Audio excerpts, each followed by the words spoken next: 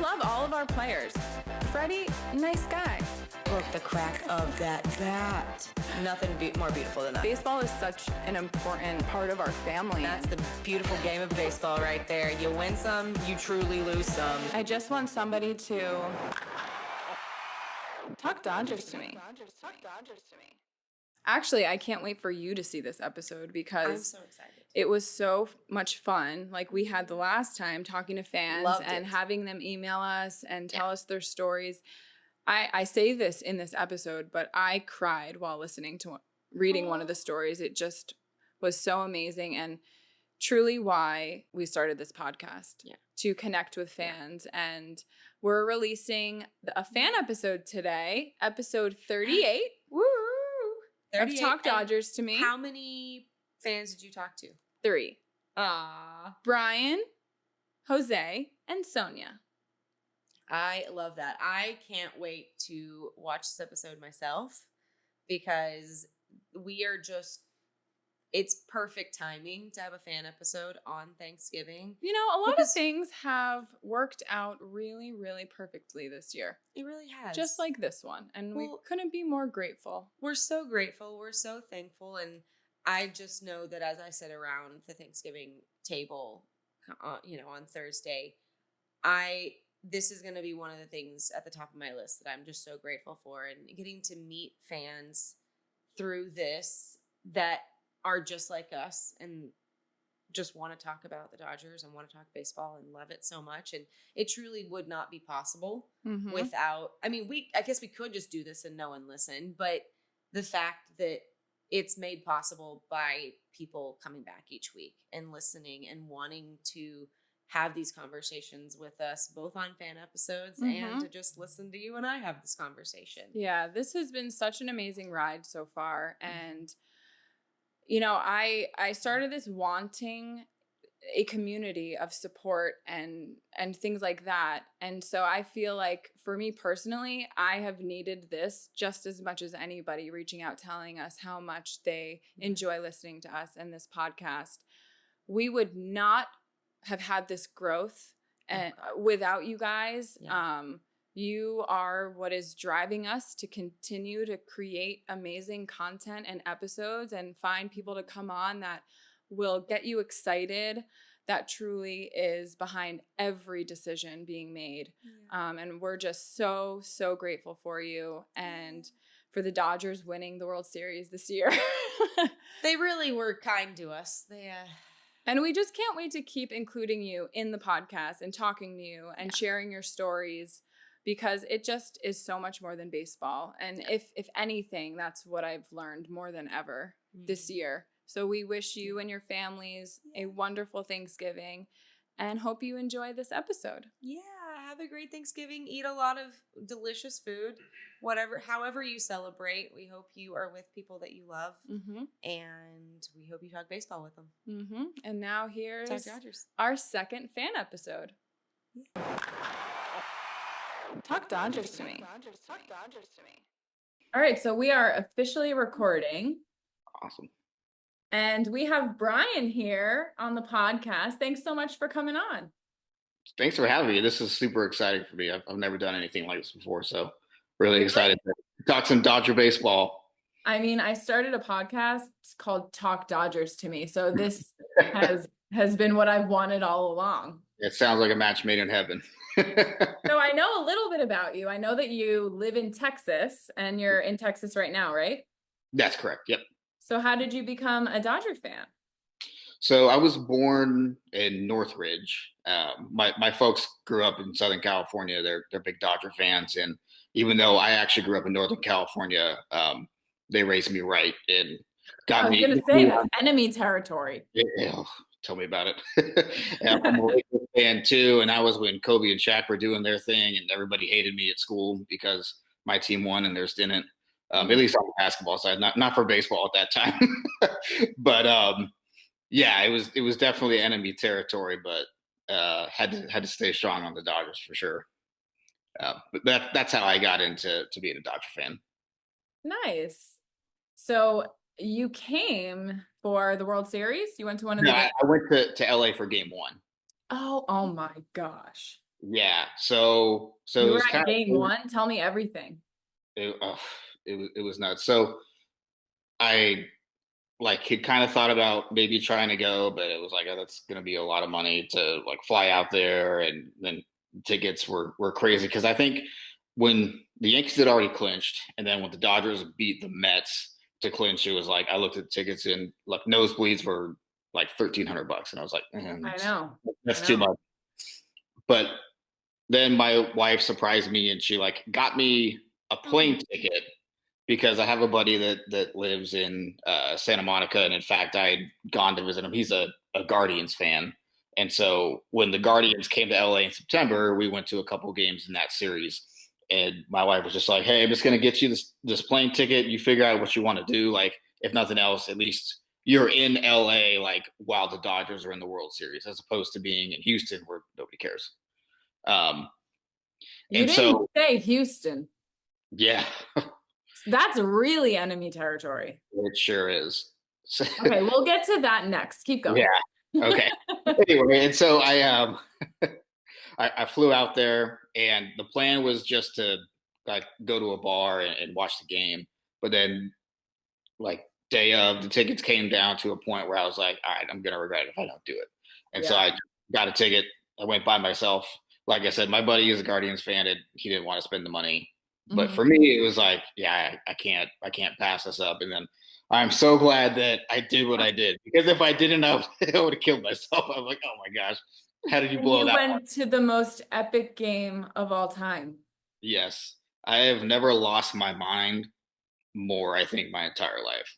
Just an out of There, body experience. Like, I can't believe this just happened. Like, there's just a crazy combination of joy, euphoria, relief, all rolled into one. And then, like, all the parallels to the Gibson home run. It was something else. wow. Where were you sitting? Up in the reserve. So I was down the left field line, probably, I don't know, 100 feet behind the third base bag. Oh So my not quite toward the foul, like all the way down to the foul pole, but sort of in between third base and the foul pole. Oh my gosh, that's awesome. Did you stay for the celebrating and the guys running on the field and everything? Oh yeah, I don't think anybody left for like 20 minutes. Um, I think everyone was just kind of in the same state of like, I can't believe that just happened, and also like we're so happy. Oh my. And I'm sure you've been to tons of Dodger games before. What Oh was yeah, what was that like just being there around everybody feeling the same exact way? yeah. So I, I feel like postseason baseball is probably unlike any other sort of sporting event you can go to. And I've been in the Final Four a couple times. I've been very fortunate. Um, World Series, and among some other things. But going to a playoff baseball game is like nothing else because everyone's just on pins and needles the entire game because you never know when it could be like, hey, this was the pitch, a guy hit a 3-run homer and that won the game, right? Whereas I feel like in other sports, there's some back and forth that can happen, but in baseball, it's like it's crazy. And then it would be the first inning, and they get two strikes on a guy, and everyone stands up, waves a I towel mean, we around. were down to the last out that game. Oh yeah. So when the inning started, I was thinking this doesn't look too good because it was like 7, 8, 9, and I was like, we just got to get somebody on base. Let's get Shohei to the plate. Hmm. And then I think Smith flew out for the first out, and then Lux walked. And when Hmm. that happened, I was like, all right, we got a chance here. And then Tommy hit that ball up the middle, went Yep. off the second baseman's glove. And then Shohei got to the plate, and I was like, all right, he's going to do it because he's been just so clutch, especially in the postseason. Like the runners in scoring position numbers were crazy. And then they bring in Cortez, and it's like, oh, he's got this guy. And then on the first pitch, of course, he makes an out. And then it's like, all right, well, let's see what happens. And then it was kind of confusing though at first though because Verdugo made that catch and he flipped out in the stands, Yep. and it was like they were awarding the runners a base, and I was like, it's just like something you don't see almost Yeah, I ever. didn't know about that rule either, that runners advance if you throw from out of Yeah, bounds. yeah. But I mean, So fine by me. Yeah, it worked out. I'm not complaining. But yeah, it was confusing for a second that you know it was like, oh man, that was a great play, and I hate Verdugo. Like, oh come on, man. um, Well, we karma came back to him that last out of game 5. So anyway, yeah, yeah, I did. continue. Anyway, and so yeah, we're just the entire place is kind of like just very nervous. Um, Especially when Shohei made that because they made the pitching change, and I was like, yeah, we got Shohei. Like, I feel good. Like, I don't want to jinx anything, but I think we got a chance here. And then he makes it out. It was the play with the runners advance, and then they intentionally walk Mookie. And for me, I was like, I understand that it was like his run didn't matter, and they wanted to do the lefty righty or lefty lefty matchup with Freddie. But I was also like, Freddie to me is so clutch. And what I was expecting to see was just like a patented Freddie Freeman, like just a line drive over the shortstop's head to base hit to win the game. Yep. And then on the first pitch, he's like, nah, actually, check this out. How about a walk-off slam instead? And it was just like, whoa. It was something else. It honestly, I've watched it so many times. I don't know if it's ever going to get old. No, I watched I think I've watched that highlight every day since, multiple times. I'm pretty sure I have to. Different Happy versions keep coming anniversary, out. by the way, to the Dodgers But, winning the World Series. oh To yeah. all celebrate. Oh my gosh. Wow, what a cool moment and memory for Yeah, you. Thanks to your wife for buying you that yeah, plane ticket. yeah. Oh, 100%. No, Have you converted her to be a Dodger fan? sort of. So she likes the Dodgers, but she is not really into it. Like I am. My family is. She'll go to games with me. She'll definitely root for the team, but like she's kind of like Well, maybe she should root listen for to her. the podcast. Yeah, right. Get her on. So we had this thing. I didn't like it, but she was like, "Hey, I'm gonna do my part." And because when the World Series started, she was kind of keeping tabs, but she wasn't actually watching the game. And so that's when they were doing well. And she said, and then I got greedy and I put the game on my phone. I think she was at a bar somewhere with her friend. And that was when Shohei got hurt. And so she was like, ah, turn it off, turn it off, turn it off. Like, okay, I'm not allowed to watch anymore. So even non-baseball fans are superstitious? Yeah. She was like, it's just crazy. I don't like baseball that much. And I'm so superstitious about this. I'm superstitious about this like nothing else in my life. But I get very superstitious about baseball. It's the way that she puts it. I love that. Yeah. Okay, so not only are you a Dodger fan in Texas, but you're a Dodger fan in Houston. Hmm. Yeah. What is So I that moved. like? Tell you what, if being in Northern California was enemy territory, Houston is almost even I worse. think it's worse. And since you're kind of a new podcast listener, you should go back to our episode where Adam gives us a therapy session over the trash Stros because I refuse to call them anything else. You won't get any argument from me on that. And the thing that's crazy is like, so I moved to Houston in 2016, and Oh my I had, gosh, right before it happened. yeah, exactly. So I had no reason to dislike the Astros or anything, and they're in the American League, and so I was like, I'll take the Astros as like a second team, like as long as they're not playing the Dodgers, who cares? And that's only going to happen if something crazy happens and they play in the World Series. Yeah. And then, of course, the second year that I'm here, it happens, and like there was also a hurricane that hit Houston that year, like Yes. like right before the playoffs started, Mm-hmm. and so like the whole city was kind of down, but they really gathered or rallied around the Astros. Um, and so I was almost like, okay, like I wanted to win, but at least like for the city, like okay, fine, like if we're gonna lose the World Series, at least like it went to the Astros. And then 3 years later, everything came out, and I was like, yeah, I take all that back. I hate you guys now. Like it's one thing to lose if, like, I think if you lose in 7 games in the World Series, that's gonna eat at you like for the rest of your life. Yeah. but at least if you feel like you lost fair and square, like you could kind of be okay with it. But then when you realize that you're being cheated against, and you go back and look at the series and how close it was, like it just we would have won. Like there's no question in my mind. And these The guys are. only thing that's really helped me kind of heal from it a little is Joe Kelly's book. I don't know if you've read it, but I he haven't gets into all of his feelings about it in the first 5 pages. So really. just go to a Barnes and Noble, find his book, read the first five Okay. pages, and you will feel better because he says all the things I've been wanting to hear from a player. And he Yeah. wasn't even on the team. Right. Yeah. He wasn't on the team that year. That's crazy. Oh Did you my hear what he said gosh. about the Yankees after uh after the World Series? I don't think so. He basically was like, "Yeah, Oh, yes, you're right. He said that they wouldn't have they were like a 9 or 10 team, something like that. yeah." He was like, "We knew they were about to start playing Yankees baseball, and we had them." He basically was just like talking all the ish about the Yankees. Oh my gosh, yeah. Yeah. It was a little harsh. Yeah. Um, well, I love that you're a Dodger fan representing in Houston of Mhm. all cities. Yeah. But did you play baseball growing up? Like, what has baseball meant to you in your life?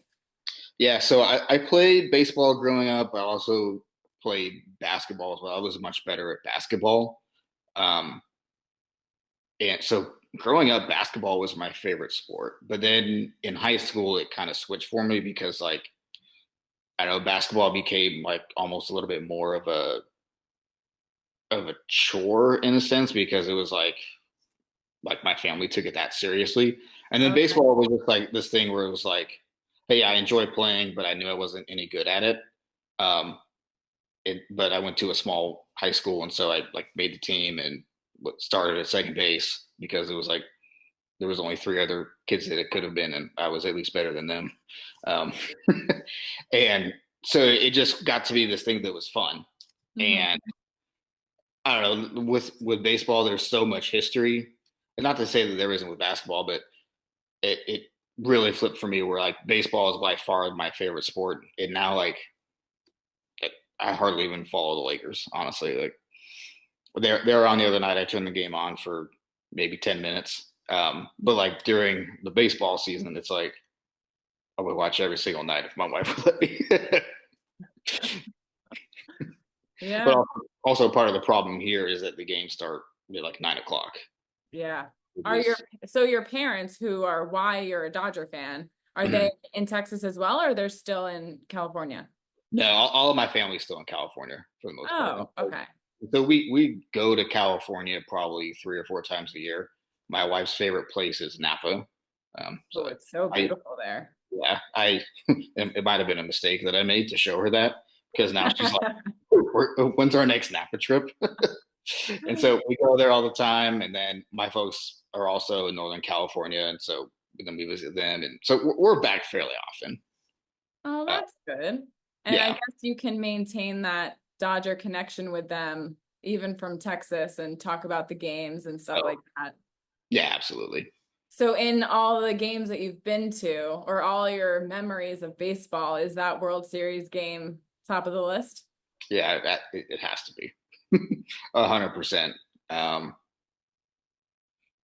Trying to think what it would have been before that. Um, and I don't know. I mean, if we're talking about just in general, I would say when they won in 2020. But I'm Yeah. trying to think of like an in-person game that I've been to that was like would be next besides Freddie. And I know I'm gonna all I think about is just Freddie. It's, yeah. Freddie's Grand Slam. It's not like winning World Series game one, it's Freddie's Grand Slam. Yeah, I was at a playoff game in 2013. Yeah, 2013 when the Dodgers played the Cardinals. I think it was Ryu's rookie year with the Dodgers, and Oh, okay. I think they won like 2-0. He was awesome, but that was like a pins and needles game. But it had a happy ending, so maybe that one would be first. Um, I also have been to a game where the Dodgers got no hit by Jake Arrieta. I Oh, was at the Chase Utley game, but that would probably be it. The game against wow. the Mets in 2015 when he like basically tackled Ruben Tejada, broke his leg. Oh, my family talks about that game a lot because they're actually Mets fans. Ah, sorry about it. Kind of. Like, sorry, not sorry. Yeah. Ruben Tejada wasn't even good anyway. Like, we did you a favor in the long run. I don't know if they see it that way, but fine by me. Oh, Yeah. Hey, that still won the series. I So, know. I know. That's what I always say. But it's yeah, been so nice talking to you. Thank you for sharing those stories with me and for listening to the podcast. Tell your wife about it because maybe we can get her into baseball. there we go. Maybe this is the way. Usually, my push to her is like I show the wives and the dogs. We Um, interviewed two wives. Show her that episode. okay, cool. I'll go and I'm do giving that. you homework now. Show your wife the Dr. Wives Yeah, episode, and you got to watch our Ask Joe's therapy session episode. yeah. I think that's the first thing I'm gonna do is go check that It's out. pretty funny. It's just Adam trying to get me to stop calling them trash Joes, and it didn't work. So sorry. Stay strong. But You can't anyway, make you. keep following the pod, reach out, say hey, and I really appreciate you coming on. Awesome. I appreciate you having me, Melissa. This was great. This was a lot of fun. Well, this episode will be out next Thursday. So you know. Awesome. All Cool. right. I'll Go be checking it out. Dodgers. Later. Go Dodgers. Bye. Bye. Talk Dodgers to me. Hey. Yeah, we can hear you. Yeah. I love your Dodger outfit. I was so like, what do I wear? Is she gonna wear a hat? Do I wear a hat? Like, do I fix my hair for a hat? No, I like your hat. And then I'm one of those guys, like, unless I'm going to the game, like, I don't wear gear on the street like matchy, right?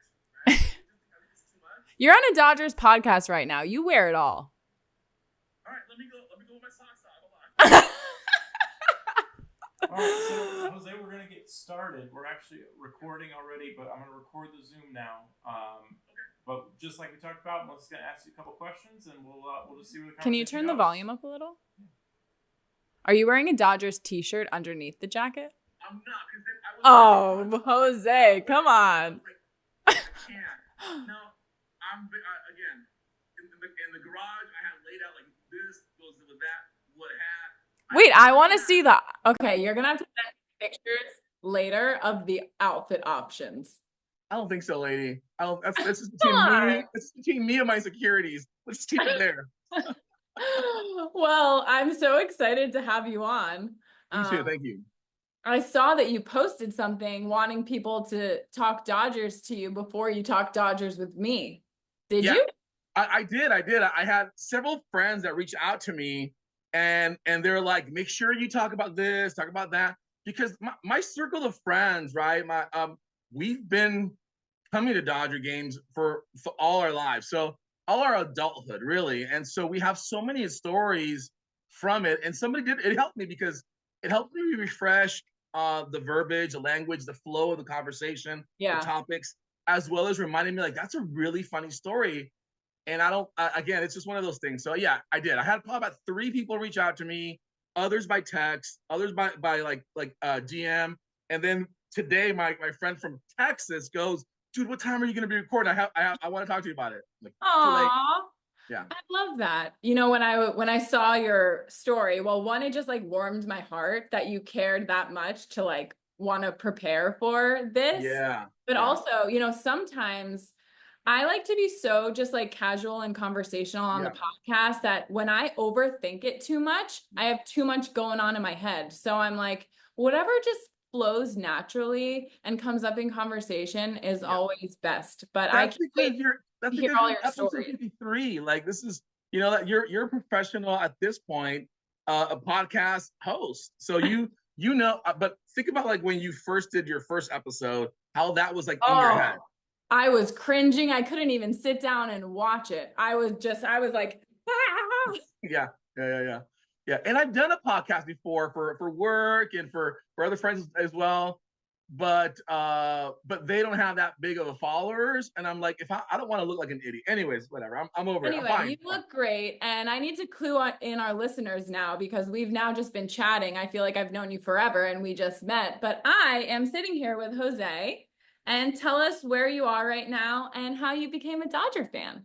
All right. Well, I'm at home. I'm in Altadena, and I was born in Echo Park, so that's how I became a Dodger fan. We lived about a mile away from the stadium, right by Echo Park. And we lived in a fourplex. And a neighbor from downstairs, she had a kid my age, and she would walk us over to the stadium. So I have a lot of fond memories of her as a child, walking us over to Top Deck Oh to my see God. Fernando pitch for $3. Wow. No. It was $3, yeah.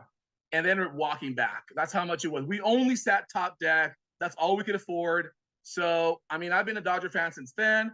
And I remember as a kid, again, playing baseball in the yard, pretending to be Fernando and doing the famous, like the look up and the throwing the pitch and, all this stuff. So it's been a long time. And I have to say that growing so close there really what drove me to loving it, because I have a lot of really good memories of going to the game. Yeah. And seeing him pitch. That's amazing.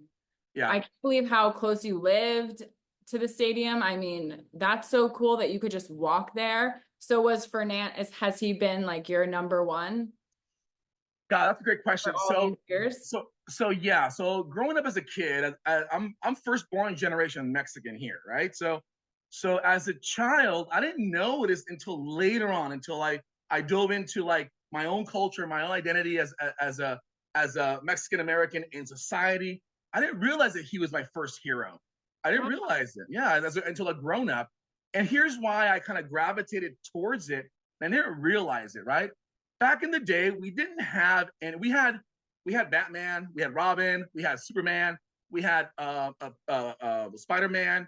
And when they took off their costume or their uniform or whatever you call it, they were individuals that I couldn't identify with, ethnic wise, right?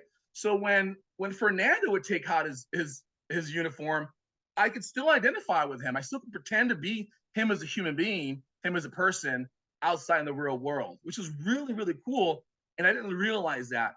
There was another hero growing up. It was Eric Estrada he was Poncherello in Chips, right? In the show Chips. And they used to record in Echo Park all the time.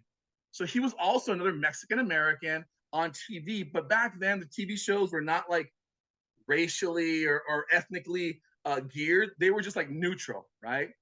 So that's why I gravitated towards Fernando. And again, I liked Fernando a lot. And then I also liked Tommy Lasorda a lot.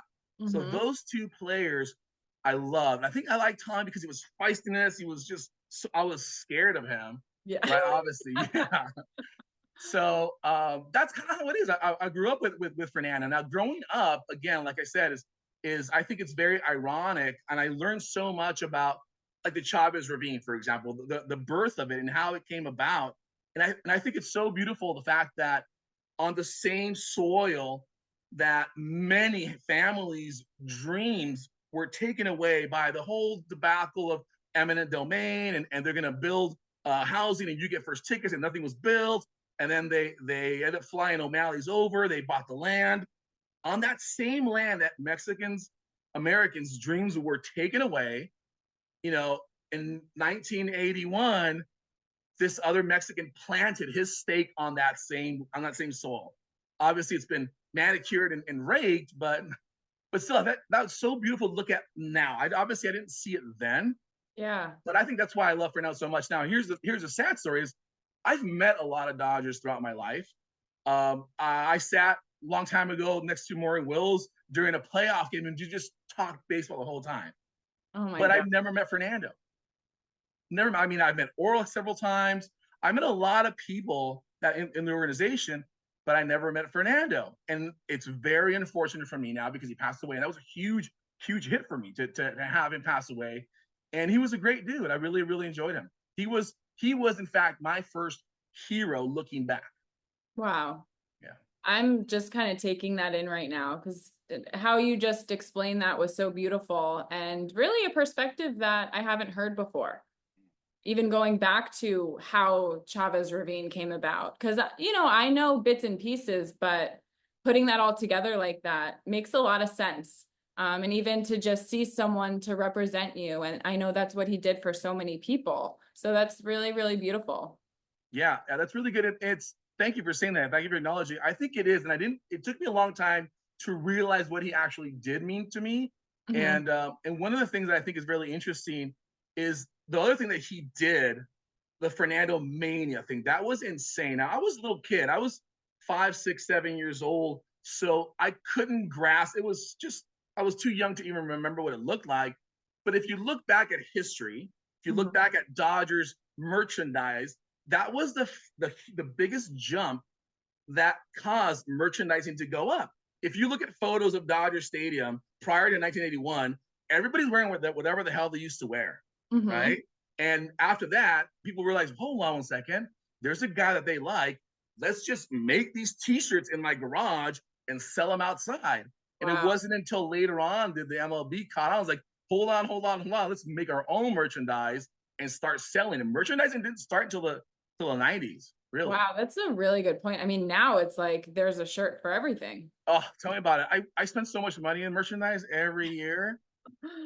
It's ridiculous. Have you been to Legends Attic?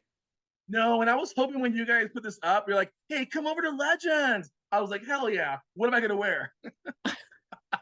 Well, it looks like you have tons of Dodger stuff to wear, but Oral Hershiser is a part owner, and they just have this really beautiful painting of Fernando, with his Saw it. signature. Yep. Yeah, we've posted it before, but it now makes that piece and where it sits there even more special. And I just hearing your story, I can only imagine what it would mean to you seeing it there. Absolutely. I have a shirt of Fernando that I bought when they did his retirement party or the retirement ceremony, I should say. I got a chance to go and I was like, I got to get a good shirt. And there's that shirt of that throw is the one that I have. Wow, It's in black and white on the shirt. It's really cool. that is really cool. Yeah. But yeah, So, it's great. where were you at when we won the World Series? And tell me what winning the World Series meant to you. All right. Well, that's a very good question Because because even Fernando was a part of it. oh yeah, when rest in peace Fernando happened, I remember texting my group and saying to them, now this means more. Yep. This means hell of a more. So Pasadena, I live in Pasadena, and there's a really famous Mexican restaurant here called Mijares. And at the beginning of the series against San Diego, we went over there to watch game one. And we sat down at the bar, we won. And so I said, okay, we'll come here again the next day, right? And I think that they won game two. And then but I wasn't able to be to go to the bar because I had to work. So I went early in the morning and I dropped off a hat. And I said, can you please put that in the back of the bar just for good luck? I don't want to break this thing. So throughout the whole series, if we weren't watching the game at Mijares or at Dodger Stadium, it was just like we always knew that the hat was there to take care of it. So we were at Mijares with a group of friends, and the restaurant loves us. They reserved a patio for us. They put a TV, and I put my camera and I put it on the edge of the patio to film us as a group that last 3 outs. Mm-hmm. And I got a chance to see like the reaction. And then obviously I did some editing, some slow motion, but I was very lucky. I'm very lucky to have been with a group of friends that I have shared amazing memories throughout the years, and hugged and embraced and cried. And it was amazing because we didn't get a chance to do that in 2020, Mm-hmm. right? We saw them win and it was like, there's nobody here. I know. I have a video of myself just with my one roommate jumping up and down. So such a different experience. Were all the friends that you were with big Dodger fans too? Yeah. So I'll tell you, growing up as a kid, I would listen to, I think one of your previous guests said that we would listen to Jaime Jarrin, right? Jaime Jarrin on the radio because my dad was a mechanic. So he would fix cars, and always in the garage. So my images, my memories is of my dad fixing the car, Jaime Harin playing in the background. It wasn't until high school did I start paying attention to Vinny. And it wasn't until high school that I start actually having the money to go on my own to these Dodger games. And you don't remember this, but prior to selling tickets online, it was a fiasco. Let me just tell you how to get opening day tickets. Have you ever thought about it? No, what was it like? Tell me. Perfect. First come, first serve. They had No. the booths outside and the pavilion, the individual booths, and they would open the fences at 5 a.m, and the cars would line up outside to get in. And Wow. then it was a Mario Kart race up the hill to park your car and run to get in line to get your opening day tickets. And it was a maximum of 6 tickets per person. So in a car of us, we already had a routine. We did like 19, like probably like 16 opening days in a row, where all of our group would meet to get tickets, and then we would meet at 6:30 in the morning at the park outside of the police academy to enter the game at 1. We would barbecue, we would have ball games and beer, alcohol, all this stuff. It was a amazing feeling. At the stadium? Right outside, there's a park in the corner where Academy Road and the police academy is. Oh, So okay. they would allow tailgating back then. You know? I know. I've never experienced that with the Dodgers. Oh, it was so much fun. So it was. I have a lot of photos, a lot of videos of us being there at that time for opening day. But the ticket was funny because people would like get hurt going to the ticket or hit each other, and then they're awkwardly standing like in line, like after hitting each other or cussing each other out, they're like, "Go Dodgers, go Dodgers." I'm trying to think, like, now people are waiting in crazy long lines and getting there early for bobbleheads. Right. Yeah, exactly. But that same group, again, that group of friends that went there are the same group that's been with me throughout the years, and we have a Dodger family, and obviously it's grown. So whenever I go to a stadium, for me, I always go and say hi to people that I know that are there as a Dodger family. So what this win means for me, it's the first time that I actually had to celebrate this for a very long time, because 2020 happened. Mm-hmm. In 1988, I actually was not living in the US. My parents decided to move to Mexico for like 5 years. Oh. So I didn't get a chance to see 1998. So this was my first time going to a World Series. Prior to this series, I had never been to one.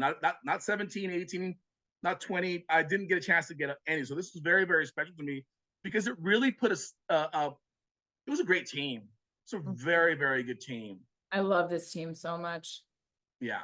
And so again, it meant a lot, because it kind of closed a lot of questions. Obviously, we've heard the 2020 wasn't like that's the dumbest, easiest thing I've Everyone ever heard. had the same opportunity. That's what I said. One Exactly. team won. Yeah. Adam, if you start laughing back there, I'm gonna slap you. He's laughing. He's a lost cause. I already know. It's just give him a pacifier. That's all I'm saying. If it was your team, you would be defending them. I agree. Anybody would say the same thing, and maybe I'd say the same thing too. I don't know. Maybe I'd say. You're right though. There was a lot of redemption with this win for sure. Right, and also there was a lot of drama at the beginning of this season. The Otani, the his interpreter, and then starting in Korea at 3 a.m. Like, all right, like there was just bad timing. And then coming in, getting hot, and then going really cold, and then picking up again, and the trade deadline and Teo and everybody that we picked up. It was a fun. Oh my God! And the 50-50 Otani doing what he's doing. I know. Now it's like that gets overshadowed by this epic Freddie Freeman grand slam. And I'm going to tell you something, and this is a controversial opinion, right? Ooh, I can't wait. Because of the past and how the Dodgers had consistently let us down. I took this season. I was like with an arm's length. I'm not gonna get excited when we win. I'm gonna excite. I'm thankful that they won, but everybody was talking Dodgers, World Series. This at the beginning. I was like, you know how many times I've heard that throughout the Yeah. years? Show me. It means nothing. Come October, win the first series, and then I'm in. And even though Ohtani 50-50, of course, I being the skeptical and cynical, I'm like, that really is cool for him. But Mm-hmm. honestly, give me a World Series ring, bro. Give me a World Series ring. Give me that. I'd rather take 30-30 and a World Series than 50-50 and no World Series. Yeah. But it also seemed like he felt the same way. Yeah. And he's such a good guy. The times that I've seen him interact with media and everybody, he's such a cool guy. So different than what I expected from, when we first signed him, just who he was on the team. And just like he plays with such joy and love for baseball and so much respect for the game. Right. I have so much respect for him for that. Yeah. And of course, his incredible talent. Right. To add, I mean, he's just so good.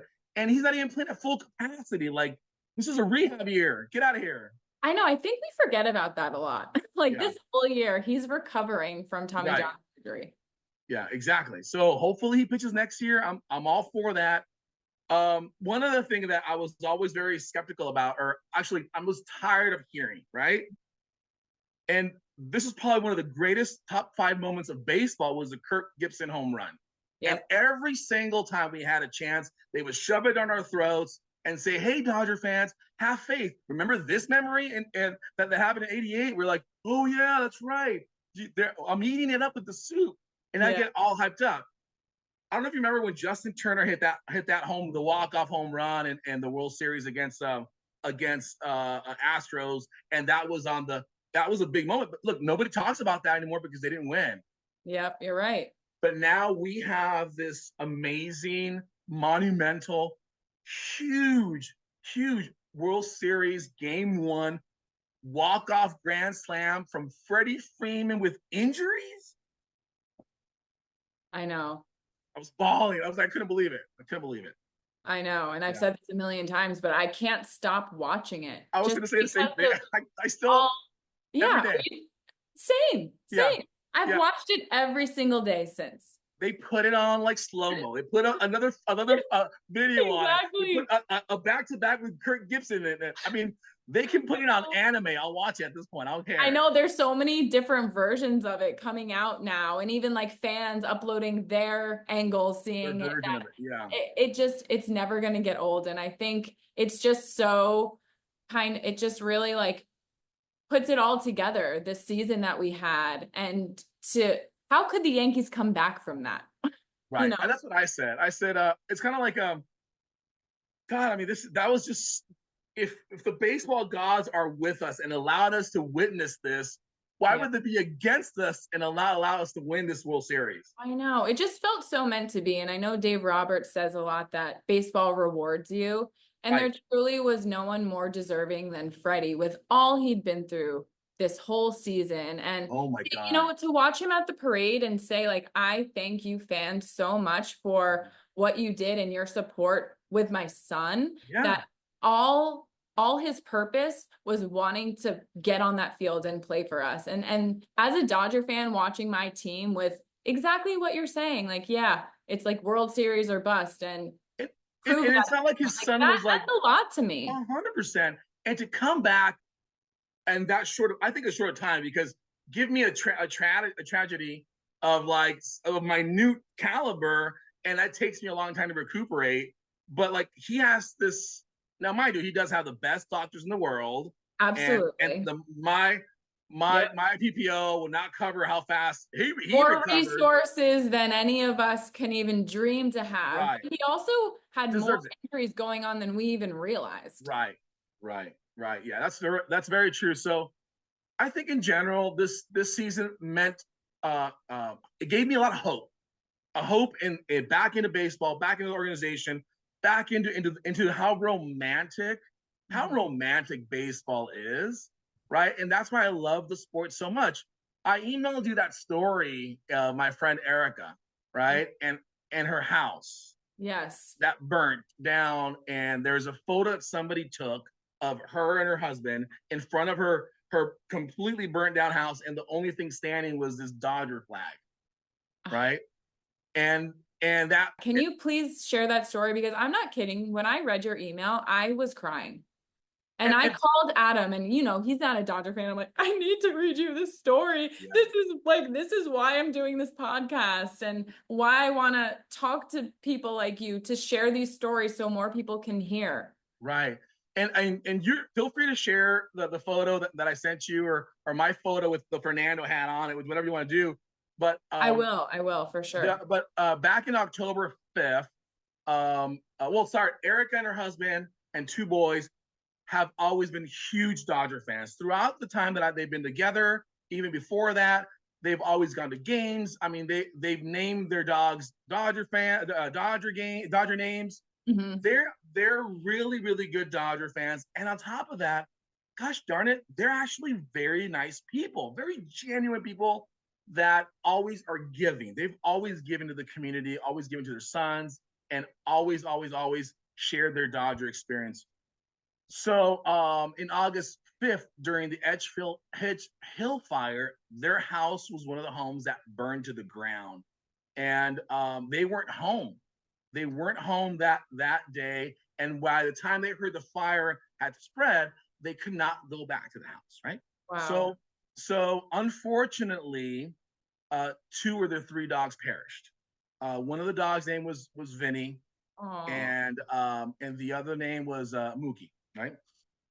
So and someone took a photo of them in front of the rumbles, still smoking, and the fireman next to it, and this Dodger flag was still there. It was the only thing standing in the middle of all this fire and rubble, right? So that photo went viral, and several friends sent it to the Dodger organization to tell them, hey, have you seen this? Have you seen this? Have you seen this? It wasn't until the boss of her husband actually made an effort to reach out to them, the Dodger organization, and they reached out. It's like, hey, listen, we want to do something special for them. We want to give them tickets for the World Series Game 1. Game 1, we have a nonprofit that's going to donate them to them. They gave them 2 tickets, parking, and they got a chance to go there. And they got a chance to see Freddie Freeman hit the walk-off grand slam home run in one of the best moments ever in baseball. Now we're going to talk about that's pretty up there now, right? Mm-hmm. It's probably going to take them about a year to build their house, right? But I guarantee you that gesture that the Dodgers organization did, that the community did, to reach out and to give them that, set the foundation for hope for them. Absolutely. I mean, to be honest, for me, that's why I love the Dodgers. It's because of stories like that. And the more that I heard when I first moved here and started going to Dodger games, like that's what I fell in love with, the organization and the culture and what they do for the players and their families, and exactly what you're saying. And that's incredible that they were able to provide tickets, and it happened to be one of the most epic games of all time, and that they can leave that game with such hope moving forward. Right. Please send them all my love, and if they want to come on the podcast and talk about it, I'd love to have them, honestly. You would love them. And again, I asked them right around the playoffs are starting, I said, hey, can I share your story? Because it's for me, in the midst of everything, people talk about, like, okay, so here's an example. After we won the World Series, everything, the rioting and looting and all that stuff happened. Everybody was so fast on posting this negative condensation of what we do as Dodger fans, right? Mm-hmm. And I kept saying, like, this is just spreading because it's bad news. Have you heard of this story? Have you heard of this story? Have you heard of this story? And like, no. And it was like, that's what we need more of. Right. We need the media to cover stories like that. Right. Yeah, exactly. So I asked her for permission. I said, "Hey, listen, can I share your story?" I posted on my Instagram. I tagged them on there. You can go on there and tag them all and reach out to Erica. She's on there and see if she wants to do whatever she wants. But this is again that story is my favorite story that came out of the year. If you were to think about the human factor of baseball, that story, the Freddie Freeman kid story, right? That is an amazing story. The injuries that we had, he kept getting glasses. Game changer. I mean, those are side stories that are so fun to think about and really make us or remind us on why we love baseball. It's just, it's a lot of fun. So that was very, very special to me. That's what made me that's what really made me enjoy this season a lot. Yeah. I totally agree with you. I have enjoyed talking to you so much. I feel like I need to have you back because I'm going to need to catch up with you at some point and hear the rest of your stories because I feel like you've got lots. Well, I honestly, I have a lot of really good stories because you came in right around like Clayton Kershaw era, right? You said you're, wait, hold on. Before I say that, let me just say how happy I am to be on your podcast, number one, because you guys talk this, it comes from your heart. So it's very genuine. And that's what gravitated my attention towards you guys. When you guys had Alana Rizzo on, I follow her on Instagram and I heard her talking about it because Alana is from the 90s and kind of growing up with her, right? So there's a lot of stories that I have with Manny Wood, for example. With did you know that when Manny got suspended, Juan Pierre, they put him on his position, and so we made T-shirts that said Juan Pierre Wood because everybody was Manny Wood, and we would wear them out in the field and cheer him on. And oh my gosh, we have so many really good stories about it, and that's what makes it worth it to win this World Series and to be present within the group that I was and sharing that moment that it was like it needed to happen. Like we needed that win. Yeah. And then the fashion that we did. Oh, I know. And just to give you a little backstory on Alana, I mean, that was so early on in the podcast that the fact that she even responded to my Instagram message, I was jumping up and down in tears because I honestly started this podcast in an insane amount of grief. And what this has done for me in building this Dodger community and meeting amazing people like you who shares this passion with me, like I've needed this as much as anybody else. And for her to say yes and talk to me just green as can be, right, and come on so early on, like I was so grateful for that. And just that moment that she said yes, I'm like, this is gonna work. This is gonna be great. And like that to me just kind of said it all. Yeah, it got my attention. It's like, wait, who are these girls? And why are they talking like I can hang out with them all day and watch a game? Right? Where they come from? And then I maybe go back to the story and look at some like your first episode or whatever. But this is I know. But again, thank you so much for having me. And again, it's a pleasure. I don't usually see transplants because you guys are not from LA, but you guys are talking Dodgers like you're born and raised in Boyle Heights, right? And well, when are we allowed to become like LA girls? I mean, 14 years. I don't know. I don't know, but you have shown a love of the Dodgers that like I don't usually see, right? I don't usually see that as people coming in because a lot of times you see transplants come in and they'll still wear their Cubs or a Cardinal. I think your dad was a Cardinal, right?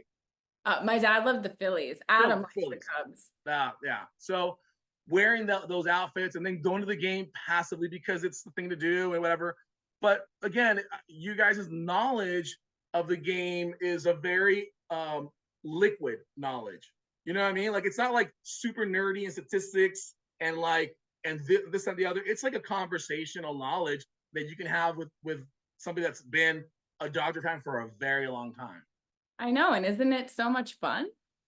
I love it. Tell me, I'll talk baseball all day. Honestly, I'll talk Dodger baseball as well. So I got a chance to to experience a lot of Dodger games outside of the state of California, of the city of LA, sorry, a city of LA, and I don't know how much time I have, but I went to Oakland to watch the Dodgers play in Oakland for the last game at the Coliseum for the Dodgers, and I sat. And that was awesome because it was the last time the Dodgers were going to be there, and I sat next to this old lady who had been a season ticket holder for 62 years.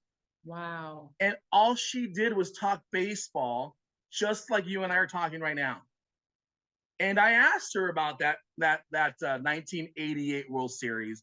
I asked her how she felt about it. She's still to this day super bitter, hates Kurt Gibson, doesn't want to see that video, you know. And it was a lot of fun to meet people like her that have sat there at that stadium, and then she doesn't know who she's going to root for now.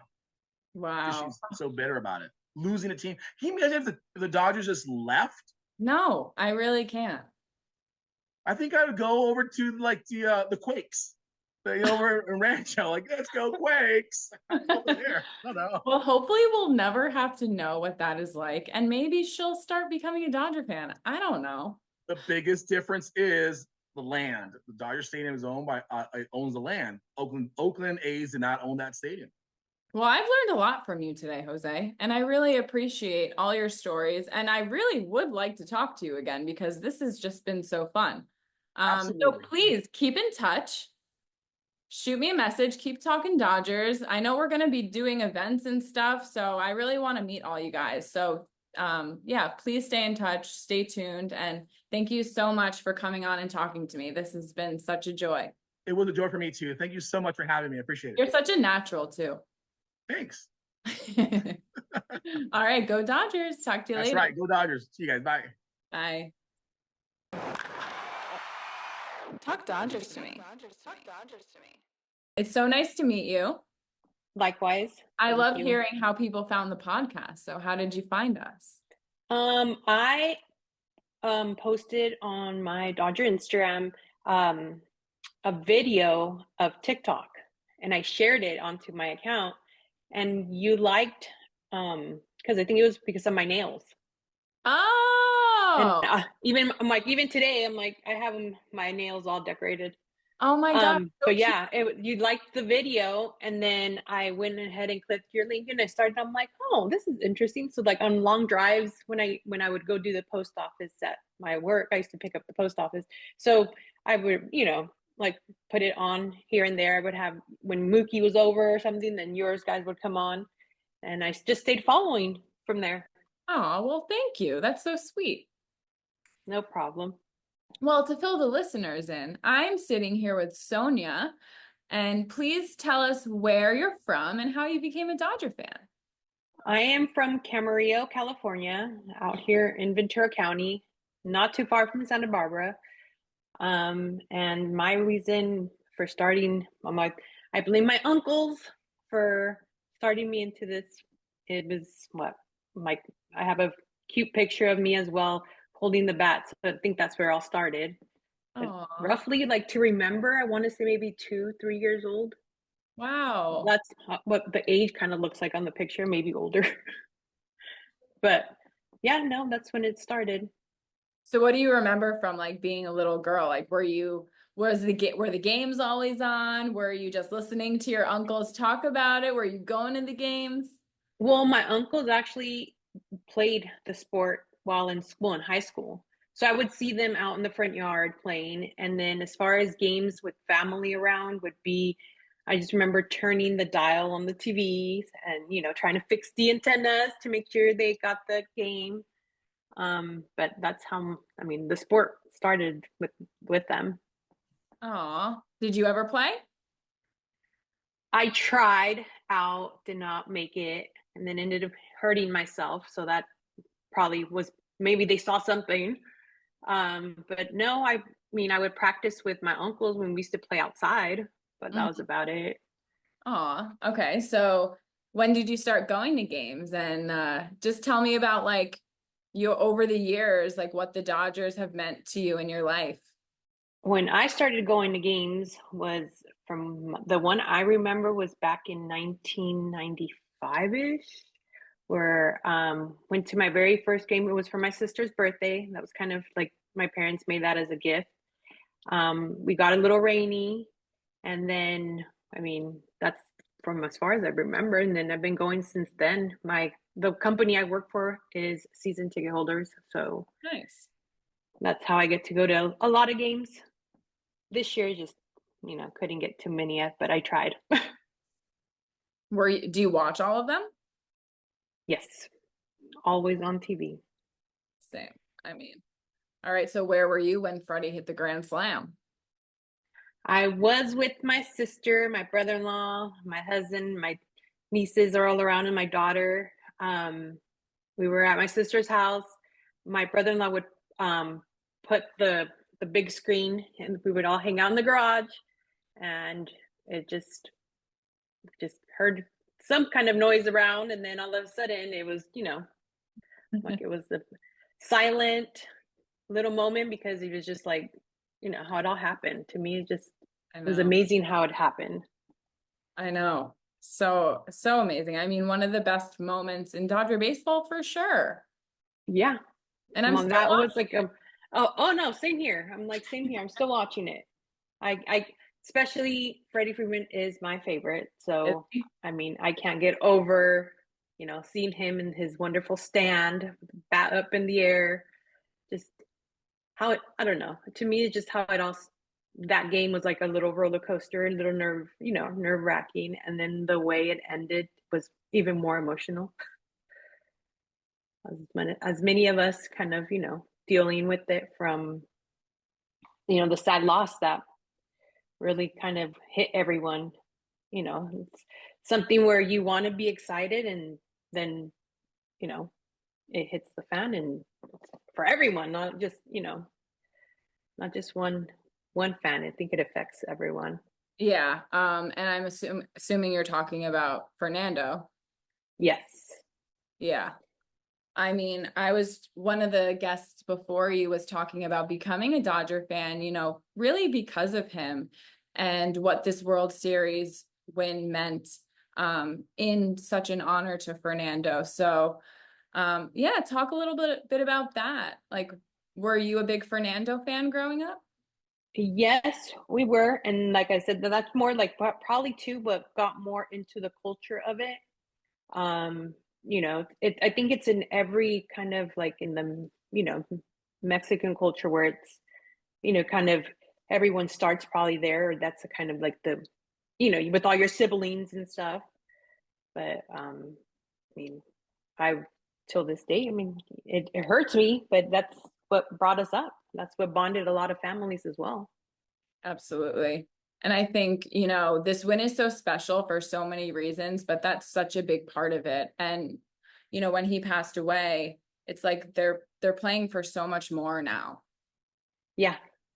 Well, to me, I mean, knowing, that he passed away is like, you want to be happy, but at the same time, you're still, kind of loss of words and how it all happened, how he made that notice that he wasn't going to do any of the Spanish radio, but then all of a sudden we get, what we weren't expecting.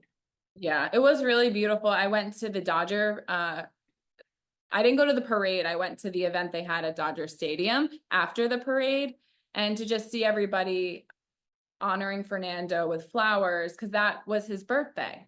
Yeah. Yeah, it was so beautiful to see that. Well, to me, in regard to like being his birthday, I mean, to me, it's like one of those letting maybe him know, like, hey, I made it up here with everyone else, so everyone else now we get to party together, because Yes, that's true. I'm like, it was on his birthday. It meant more it being on his birthday, because I know it just so much of this season felt very serendipitous and things just very meant to be. So that happened to fall on his birthday, like that was such a crazy cool coincidence. yes, like I'm like, to me, how it all kind of was put together. We went from like a big start the ride up with the with happiness, and then you kind of dip down with a little bit of emotion, and it was a fun roller coaster ride. I guess you can say it like that. I don't know, when I'm watching the games that I'm pacing back and forth, I'm hiding behind my couch, I'm like, peeking up to see what happened and then closing my eyes. And it's hard to watch sometimes. Yeah, no, and it is. I mean, I've watched. I mean, I feel bad for like when my husband's upstairs, or I'm just downstairs by myself here, just yelling, and then everyone's like, "What's going on?" I'm like when something happens, I'm like yelling at the TV. So if Same. anyone could hear me, I'm like, sorry, but I'm like, you guys do know what I'm doing. If you could see it from the outside. Is your husband a big Dodger fan too? No. Really? Yeah. Okay. He's not. He's a baseball fan. Okay. Fan of a different. And yes. Oh, come on. Who is it? Oh, well, and we got to feel bad for them now because they're going to soon be athletic Las Vegas or Las Vegas Athletics. He's an Oakland A's fan. So how does he feel about everything that happened? I mean, it's heartbreaking. And it is. I mean, to him, like the baseball versus him, or how I see it and like my own emotion of it. He doesn't like, you could tell he shares like the sympathy of me, what I'm going through. But the difference is I don't think he's the biggest baseball fan. He's more of a basketball fan. Okay. So, Maybe I mean, the podcast. well, no, that's what I tell him too. I'm like, he's the one that started me with podcasts. So I used to always think, like, why do you guys listen to that? What do you guys, but I've been hooked on them. So I'm like, they are fun because you laugh and I don't know. I'm that kind of person that will laugh to my own silliness kind of thing. Like, I'm like I'm hearing and answering before, to even hear the words that we're like, oh crap, we kind of thinking the same thing. Yes, that's so funny. Yeah, I like to go on walks and listen to podcasts, and I'll find myself like laughing out loud or like answering them and realizing like, oh yeah, no one can hear me. No one can see me. Yes, I know. You're the same. I'm like, sometimes I'm like driving, I'm laughing, I'm like, clapping.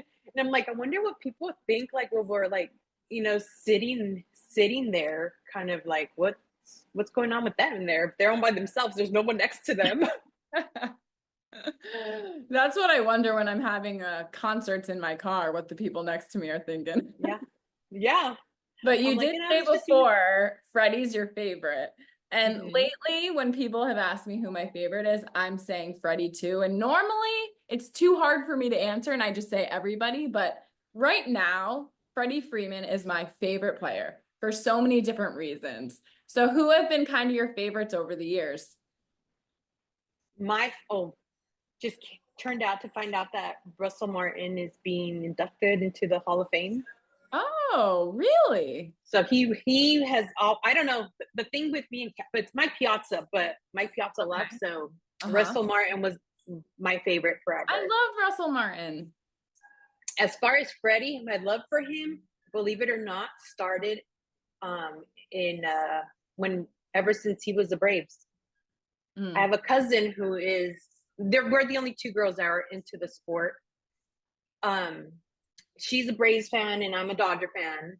And her dad is the uncle I had mentioned on the letter. Her dad is the Oakland, they live up north. So he became an Oakland fan.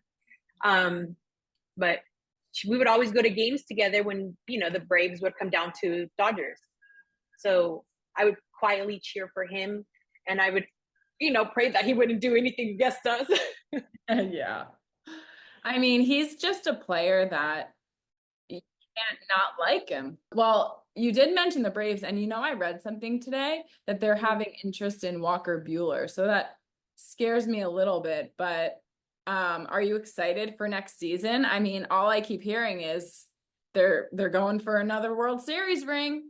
That's what Mickey Rowe told me the other day. I know, I saw that. How exciting. A lot of these things, I'm like, why do these things happen in the morning? How come nothing could happen in the evening? Or how can I disappear and ask them, like, can I go to one at least? Like, that was that night. That was Friday night.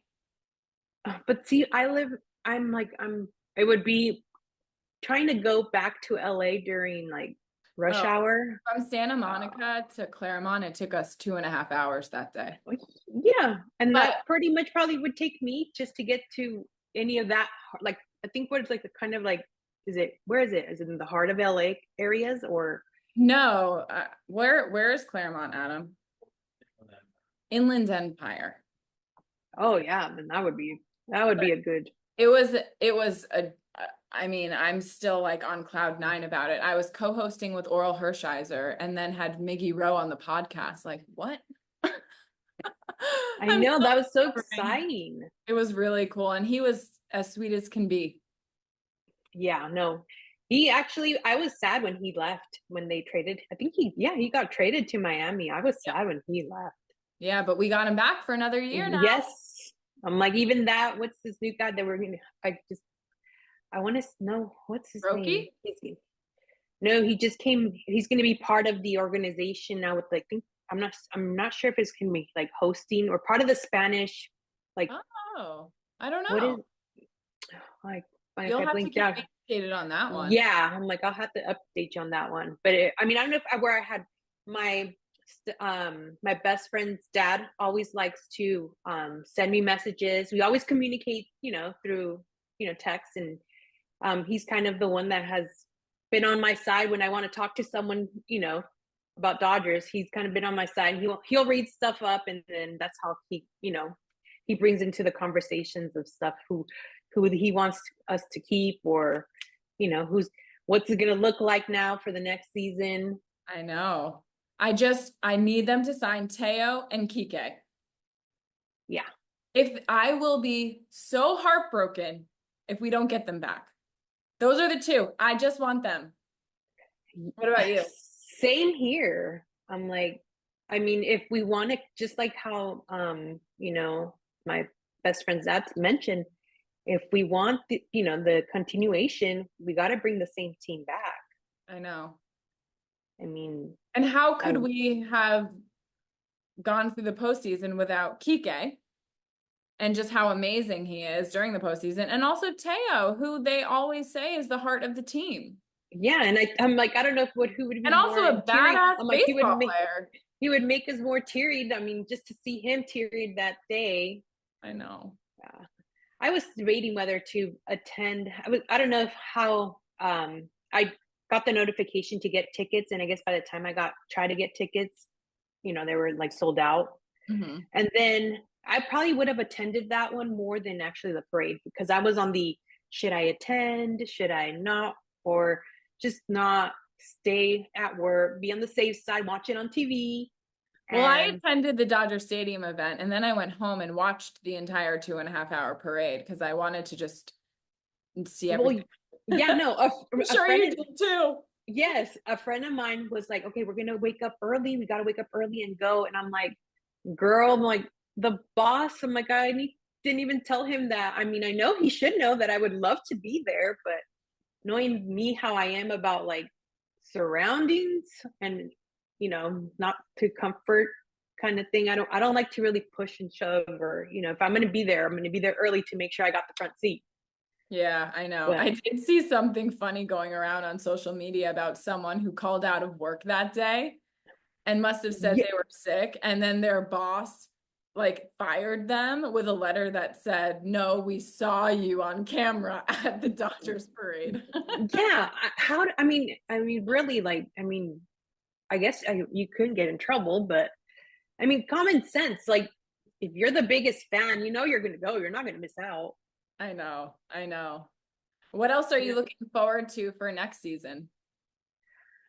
Well, for next season, like I said, I would like for us all, for the team to stay the same.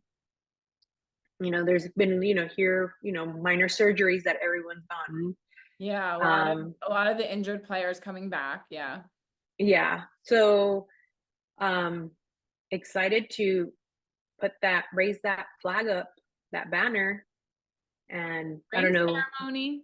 Like, yeah, exactly. And what's the reason why I chose. I'm like, you know what? I'll just go to work, and then hopefully if boss surprises us again this coming year with the season tickets, I'm like, mark me down for the ring ceremony, please. Yeah, I know. I'm already like, okay, when is it? Marking my calendars. I know. Like, I'm like, the spring training already came out. I'm like, how about you give us a little hidden, like, email us like, hey, this is the ring ceremony day. Just let us know the promos so we could I ask. hope that he does that for you. But also, we have Shohei pitching. Yes. I mean, sometimes I forget about that. Exactly, because now I'm like, who's going to be the backup DH? I don't know, but I heard they created a rule for him. Oh, really? For the days that he pitches, so that when he pitches, he can be the DH Oh, really? after his innings After his innings are over. Yeah, I would see him when I would see him in the Angel games. I would see how they would. I'm like, oh, that was pretty cool. But I think that's what's gonna happen. But I mean, while he's pitching, who's gonna take? I don't know if we'll have one. I'm not sure. Stay tuned. Because I'll find out. that would be interesting, because I'm like, I don't think Roberts would want to really, give him the DH while he is, pitching day. So could it be a day that we don't have him as a DH and see how the game goes? I guess we'll find out. I'll try and do a little digging and update you guys on the next episode. Yeah, there you go. But this has been so much fun talking to you, Sonia. Thanks for coming on and talking Dodgers with me. All righty, no problem. Hopefully, maybe I can come on more often. Yeah, I get more used to this. Keep listening, and we're gonna do a bunch more of these. So it's really nice to connect with you, and go Dodgers. Go Dodgers. Thank you. Right, bye. Bye.